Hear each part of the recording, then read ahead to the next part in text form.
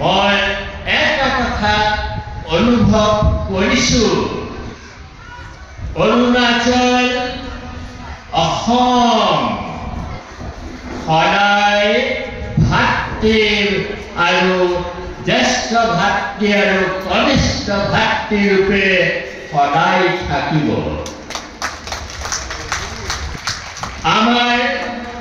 ৰাজনীতিয়েহে সমাজক কিছু পৰিমাণে ভাগ ভাগ কৰে সংস্কৃতিয়ে সকলোকে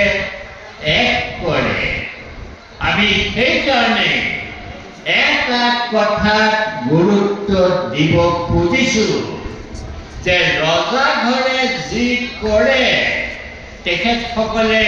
তেনেকৈ কৰি থাকক কিন্তু নিশি ইলাইট ছ'চাইটি আৰু অসম সাহিত্য সভা এই দুইটা অনুষ্ঠান মিলি আমি অৰুণাচল আৰু অসমৰ মাজত যিটো সাঁকো ব্ৰিজ সাংস্কৃতিক ব্ৰিজ আমি নিশ্চয় নিৰ্মাণ কৰিব পাৰিম এই যিটো সাংস্কৃতিক ব্ৰিজ নিৰ্মাণ কৰিবলৈ হ'লেও আমি কিন্তু এটা কথাত গুৰুত্ব দিব লাগিব সেইটো হৈছে আমি আৰ্থিকভাৱে সক্ৰিয় হ'ব লাগিব উমৈহতীয়া কাম কৰিব পাৰোঁ বিশেষকৈ নিশিসকলৰ যিসকল ছাত্ৰ ছাত্ৰীয়ে ইতিমধ্যে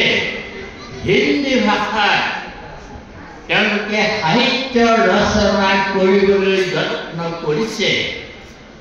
সেইসকলৰ উদীয়মান লেখক লেখিকাৰ ৰচনা অসম সাহিত্য সভাই অসমীয়া ভাষালৈ অনুবাদ কৰি প্ৰকাশ কৰিব পাৰিব আৰু এই চেষ্টা আমি ব্ৰতী হৈ থাকিম মই নিশি ইলাইট ছ'চাইটিৰ মাননীয় সম্পাদক ডাঙৰীয়া তেনেকুৱা এখন তালিকা প্ৰস্তুত কৰি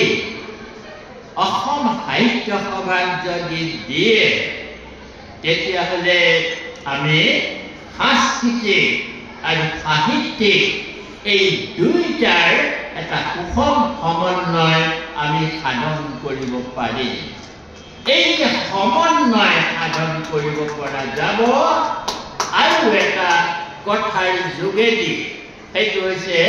আপোনালোকৰ আজি যি পূজা এই পূজা মই ভাবোঁ স্নেহৰ পূজা মানুহক ভাল পোৱাৰ পূজা ভাতৃত্ববোধৰ পূজা আৰু লগতে ভগৱানৰ লগত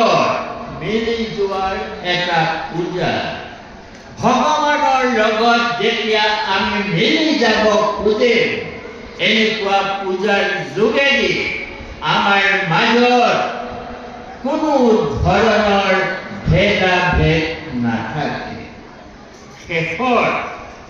যিকোনো খবৰৰ বাবে যোগাযোগ কৰক 7099017330 লগতে 7099017110 নম্বৰত